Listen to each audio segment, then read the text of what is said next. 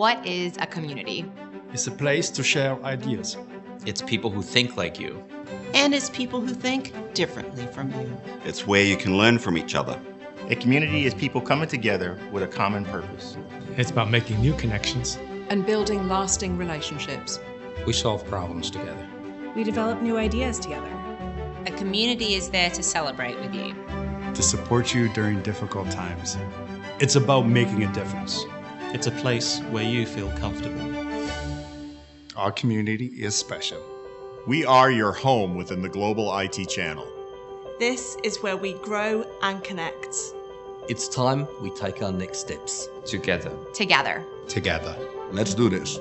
Let's do this. Let's do this. We are the Global Technology Industry Association. We are GTIA.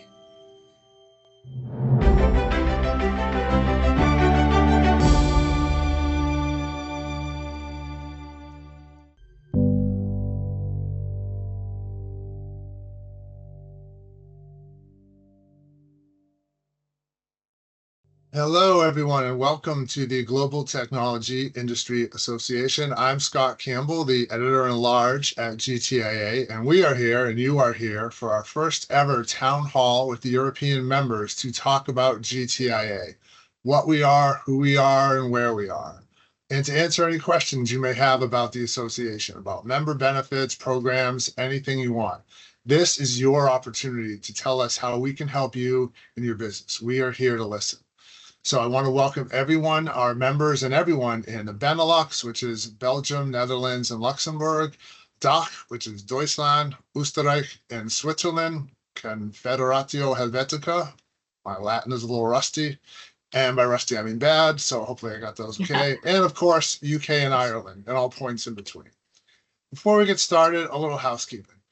Because we have a big audience today and limited time, we're going to keep everyone on mute, and we ask that you submit all questions via the Q&A button at the top. And if you want to start putting your questions in now, please do. That will help us answer as many questions as possible in the time we have. Also, we might look to group some similar questions together in order to cover as many topics as possible. Second, after this, you can also submit questions via our suggestion box, which is at gtia.org/suggestion box, and you will get a personal response.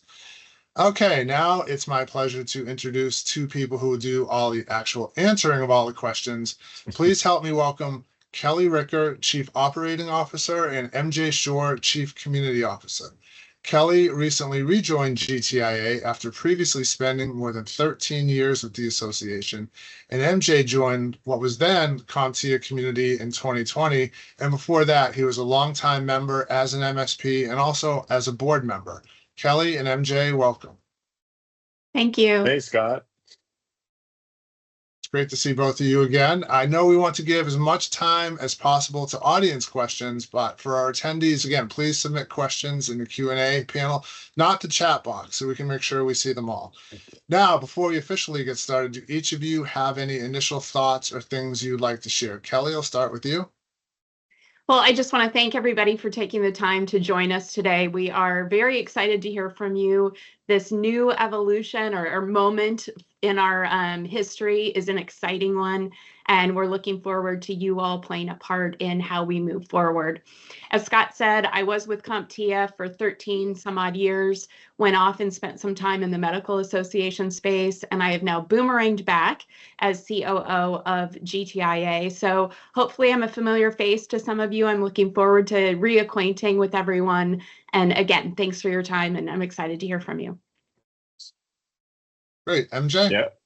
Yeah, I'll just echo Kelly's thanks for being here. Thank you for taking the time out of your day. We're excited to hear from you. We definitely want to hear your suggestions, your questions. We're here to answer anything and be as transparent as we can. But most importantly, we want to hear from you. What can we do better? What can we do to enhance our member benefits so that GTIA membership continues to be the absolute best value in the industry?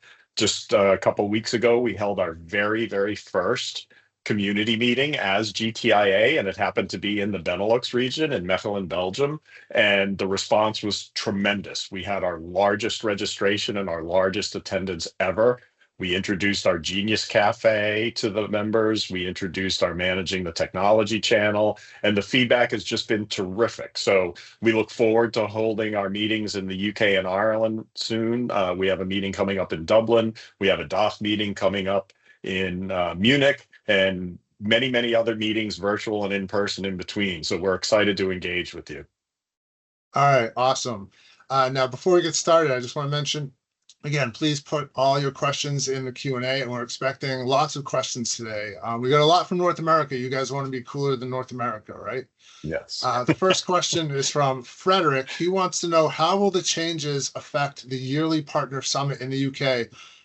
But before we get to that, actually, MJ, do you want to talk a little bit about the change itself? Why were GTIA and CompTIA separate? Just to give everybody a little bit of context. Sure. So for those who may not realize, the Computing Technology Industry Association was the formal name of our association, and CompTIA was the acronym of that name and became the brand over decades. And over those decades, we also built a very successful and profitable certification and training business. And our former CEO, Todd Thibodeau, had this idea that a point may come in our evolution where the market conditions may support a separation of the organization with the goal of ensuring the financial viability of the association. And so that happened. That happened last fall when we announced the transaction. And so the association, which is now known as GTIA, sold the CompTIA brand and those certification and training business activities. And the proceeds of that sale came to what is now GTIA and created an endowment that will ensure our financial security in perpetuity. So whereas before the sales of those certification and training products provided the budget for us to do our association activities, now that budget, those funds will come from the earnings on our endowment, and it will allow us to do things like raise our charitable giving into the tens of millions of US dollars, to have a real meaningful impact and to give all of our members an opportunity to engage in that process. And it allows us to re-examine what we do for you, our members. And so that's why we're holding these town halls, to understand more what we can do for our members in every region of the globe. So that's the history. And because we sold off the CompTIA brand, we had to rename. And so what better name than the Global Technology Industry Association? Because when you think about it, the word computing technology, or the words computing technology, they're kind of old-fashioned already. It's not about the compute anymore. It's about technology, and it's about all of the ways that technology impacts our lives and enables good things to happen in the world. So renaming to the Global Technology Industry Association is really a nod to where we've come from, but a laser focus on the future and where we can go. All right, excellent. Kelly, I'm going to address the next question to you, if that's okay, and it's from Tico. He wants to know, will GTIA's board include more regionally and globally diverse members? I think the short answer is yes. That will take some time. We do have terms that roll in a staggered fashion, so it's not going to be an overnight change. But I will tell you that Tracy Pound, whose term as chair ends on April 30th, is leading the Leadership Development Committee, which serves essentially as a nominating committee.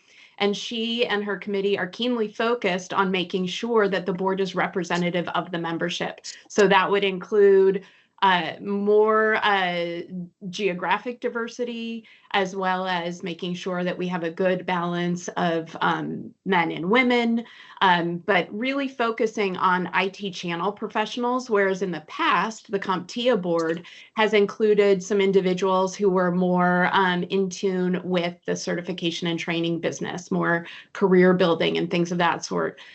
So now we will be focused on IT channel professionals populating the board to be more representative of you all.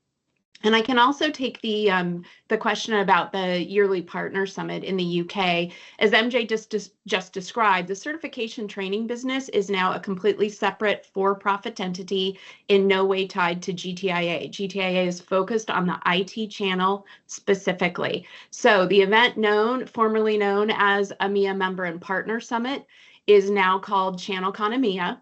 It will be focused entirely on members and those serving the membership. So anyone who was considered a quote unquote partner as part of the certification and training business does not have a role in that annual meeting. We will not be programming for those folks going forward, because now we are solely focused on serving the IT channel. Perfect. Thank you very much. All right, the next question we'll take from Carol. What are the opportunities for vendor members to actively engage with the MSPs besides the partner summit in the UK? MJ, I'll let you take that. Yeah, well, it's not really related to the partner summit, as Kelly just explained. It's really related to what will now be known as ChannelCon EMEA. I'm not entirely clear what Carol's asking in terms of actively engage. Because we are a vendor neutral nonprofit membership association, one of the hallmarks of our activities is that there is no selling from the stage. It's all about coming together under a big tent and collaborating together for everyone's best interests. So if the question is around, I'm just guessing here, so please do correct me if I'm wrong, but if the question is around, for example, can you access the membership list and do targeted marketing to GTIA members, we don't allow that. There is a member directory. You can see who are members, but we don't take sponsorships. We don't sponsor any kind of sales campaigns or things like that. But where you do have tremendous opportunity to engage is at the community meetings, at the ChannelCon events, where you can network and meet. And at the ChannelCon events specifically, included in vendor member dues is a stand. So you have the ability to exhibit, and one of the hallmarks of our events is that those stands are all exactly the same. It's the same footprint, it's the same amount of space, and what we hear from our members is that they really appreciate that level playing field. It makes it much easier for them to navigate a vendor hall and meet new prospective vendors. And you can, when you are at our events, hold meetings with your partners, with your prospects. We do a recruitment challenge encouraging vendors to invite their partners. So there are many ways to engage. I'm just not sure if I'm answering the specific question. Okay, yeah, and I think that brings up something too, is maybe another opportunity are the monthly meetups too, as a great way to talk to members. We have monthly meetings all over the world, including for our ISAO and most of the regions too. And it's a great way to interact with not only the GTI staff but with each other also. Another question. Next question will come from Holly. She's excited for GTIA. Holly, thank you very much. Is it possible? I'm not sure if I understand this, Holly. Is it possible to have control of our community events and the marketing of them by region? I'm thinking maybe she wants either the regional members or the regional staff to have more say in our events. Well, I'll just say that our each region is governed by a volunteer executive council, which is made up of members from the region. So there are typically a dozen executive council members, led by an elected chair and vice chair elected by those members. And those groups have tremendous input into the community meetings and virtual meetings and interest group meetings that go on. As a matter of fact, the executive councils decide what interest groups are available in each region based on the needs of the members.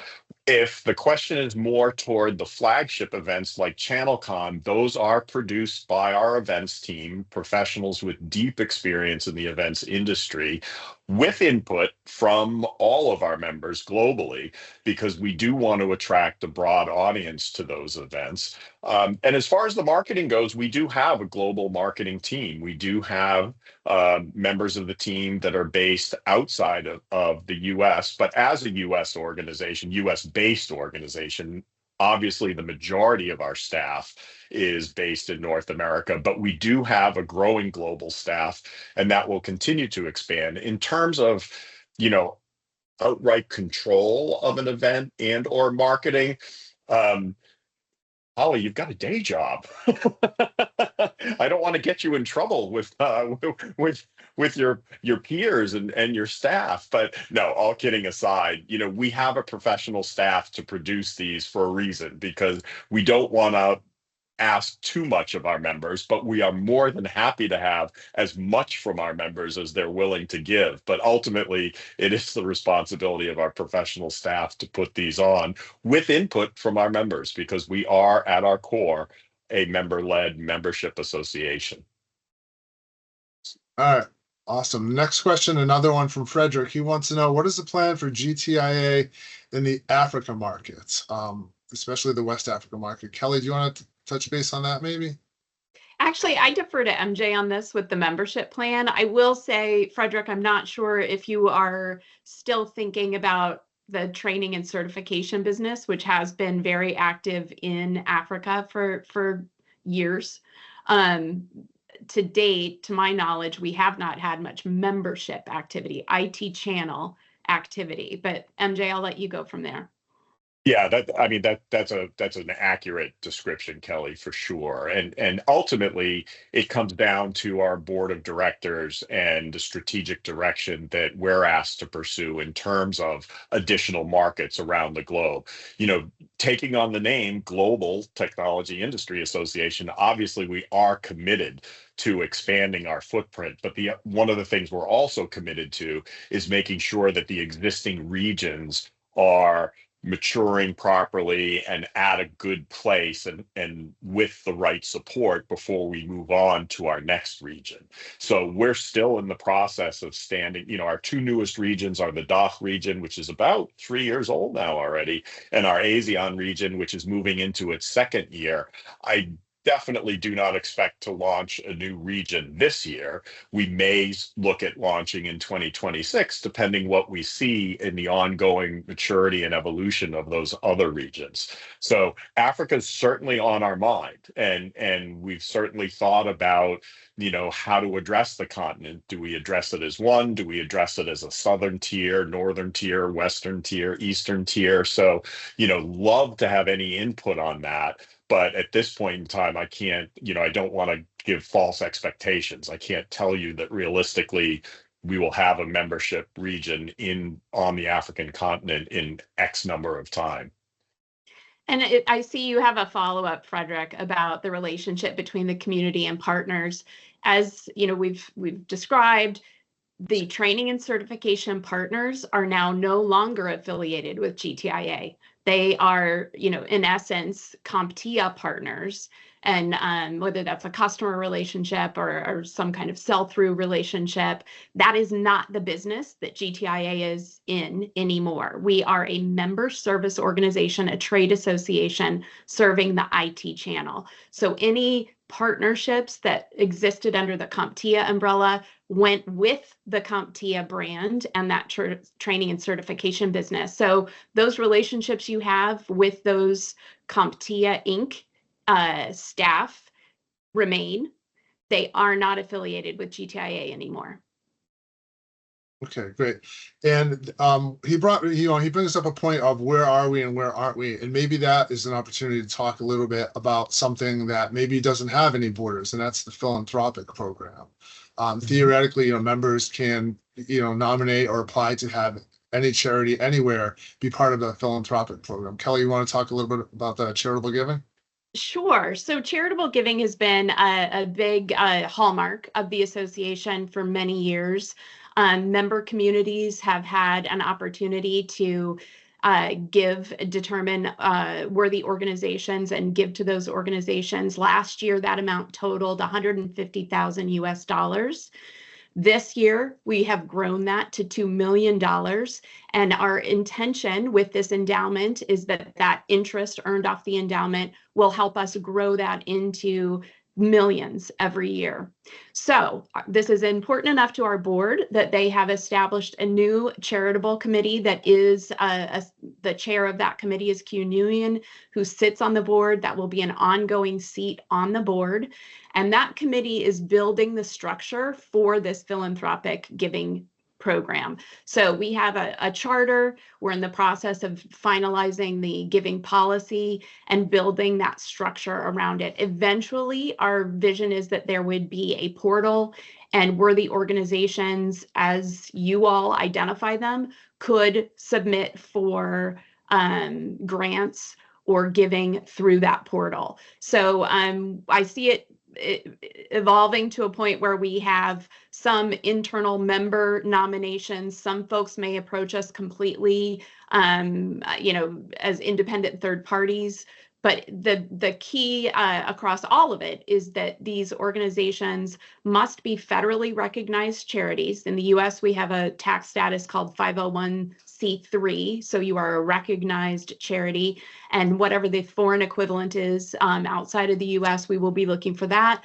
And we will be looking for a focus on technology, whether that's leveraging technology to support disaster relief, leveraging technology to educate people in a specific community, digital divide issues and whatnot. So the key tenet will be that it is a technology-focused, recognized charity. And beyond that, it's TBD. We're building it out as we speak, and we'll keep you informed and make sure that you're kept in the loop as new news develops.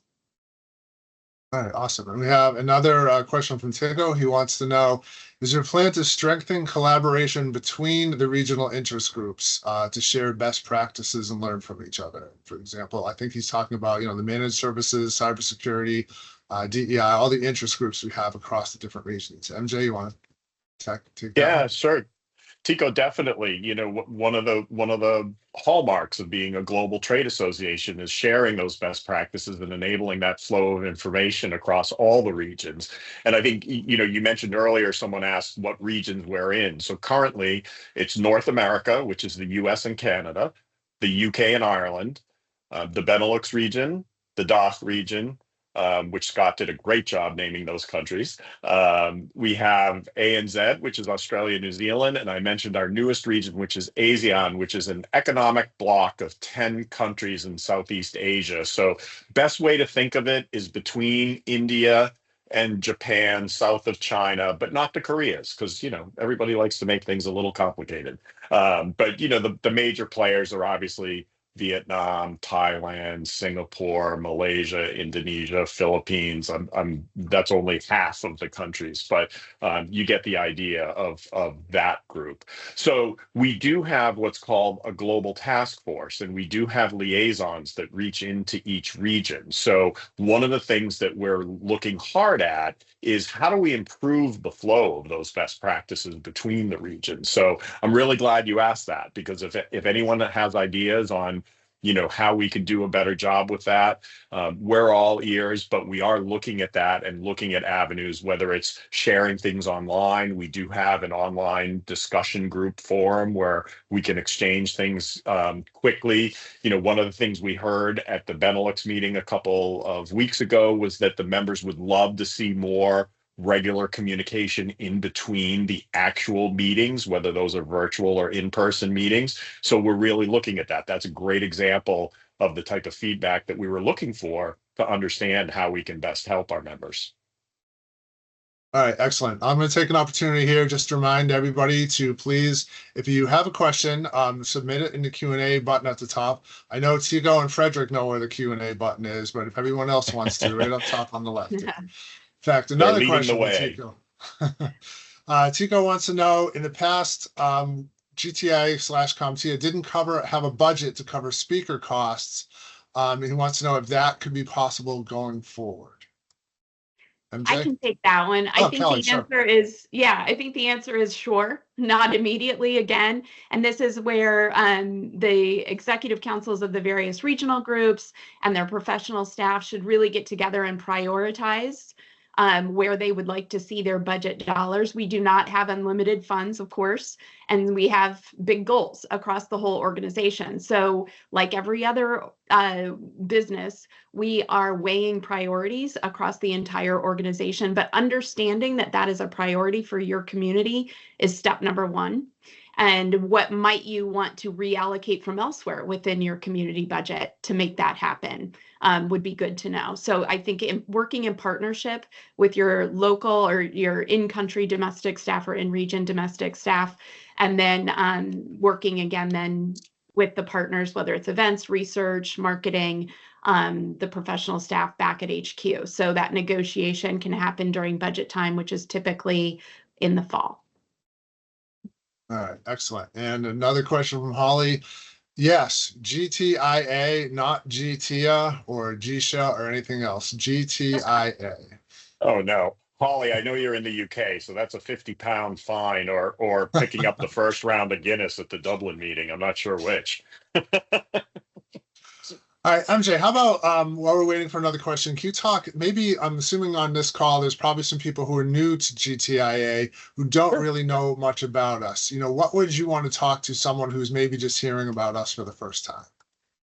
Well, I would say that if you're with any kind of organization in the IT channel, be it an MSP, a solution provider, system house, traditional VAR, a vendor, a distributor, or any of the myriad of organizations that provide consulting services to the channel, we're your home.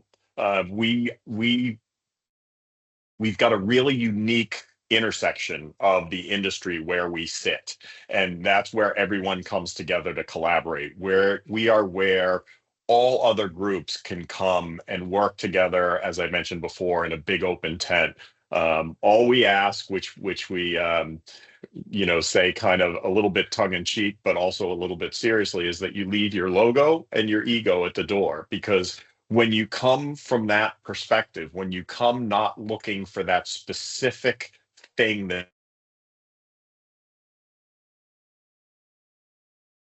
I don't know, did we lose MJ there? I wonder if he went. Hopefully he'll come back soon. Kelly, I'll take a next question to you. Do members, will they still receive any kind of discount on certifications or training? CompTIA is still offering GTIA members, I believe it's a 20% discount on certification or their product line. So yes, that was a great benefit that they chose in their new for-profit state to extend to GTIA members. So you will see that continue. Okay, great. And maybe one other question is if you can give a little bit about one thing we haven't really talked about is how GTIA is structured. Both you and MJ right now are reporting to Tracy Pound, the chair of the board, but can you talk a little bit about how it's structured and how the search for a CEO is continuing? Sure. So GTIA is directed by a board of about 12 to 14 members.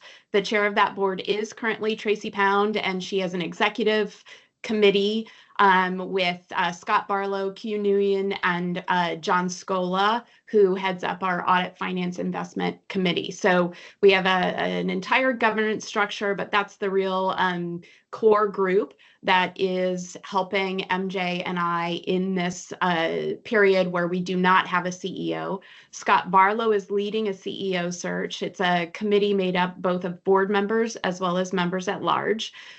So good representation.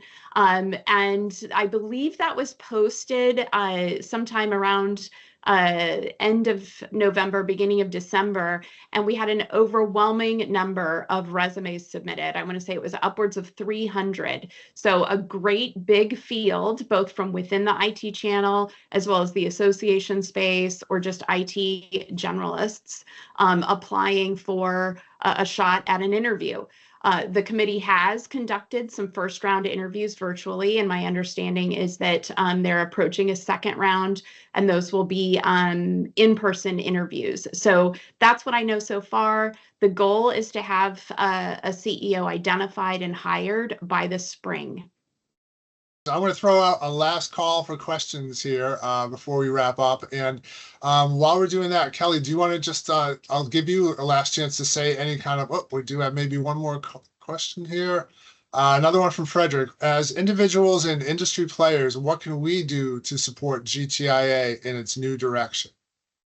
MJ, you want to take that? I love that question, Frederick. Yeah, I mean, reach out to your member rep. And if you don't know who your member rep is, drop an email to membership@gtia.org, because we have all kinds of assets, social media assets, other images that you can use. We have a proud member badge that you can put in your email signature. We have a proud member badge you can put on your website.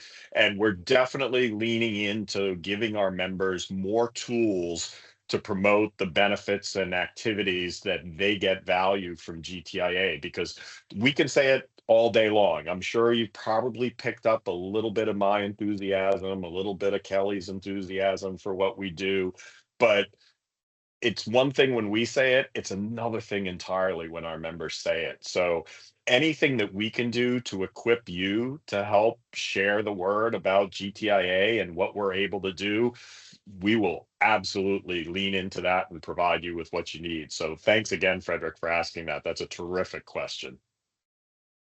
All right, awesome. And I think I'm going to give each of you some time to offer some closing thoughts here, things you want people to take away. Kelly, we'll start with you.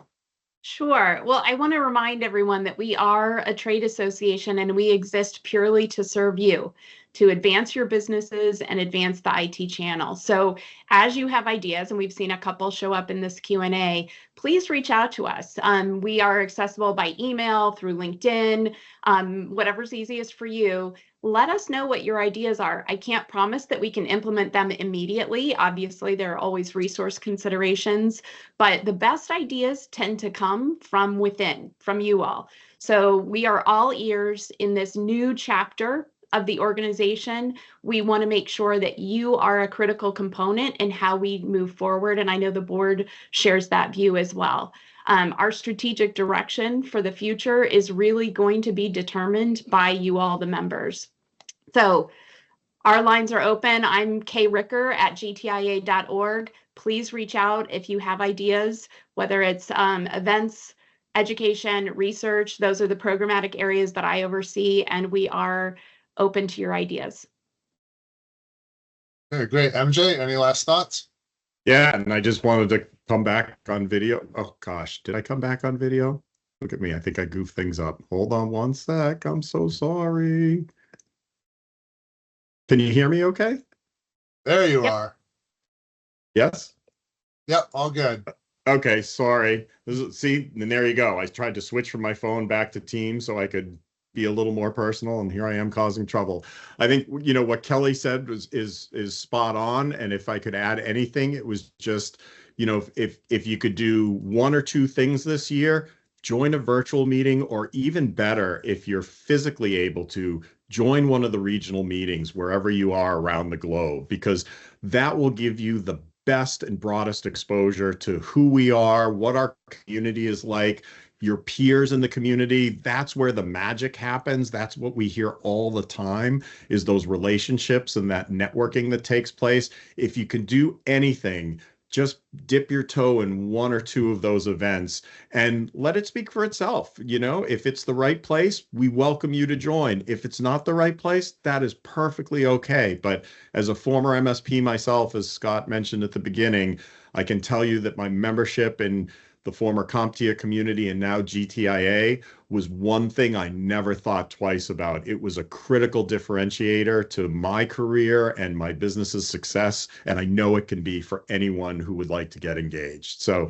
thanks for being here, and we look forward to meeting you at one of our upcoming meetings this year. All right, awesome. Well, that's all the time we have for this town hall. I want to thank everyone for joining today. Your feedback and your support are very important to us. Thank you, Kelly and MJ, for taking the time and coming up with the idea to hold these town halls. If your question wasn't addressed or answered today, there are a couple things you can do. One, we captured all the questions, or we are planning to do a follow-up blog written by MJ to answer as many as we can. Also, like I mentioned, we have a suggestion box at gtia.org/suggestion box where you can offer feedback, provide some insights, or ask a question. In a few days, you should receive an email with a recording to this town hall in case you want to go back and rehear something. And why wouldn't you? This was awesome. That's it. Once again, on behalf of GTIA, I'm Scott Campbell. Thank you again and have a great day. Bye, everybody. Bye-bye.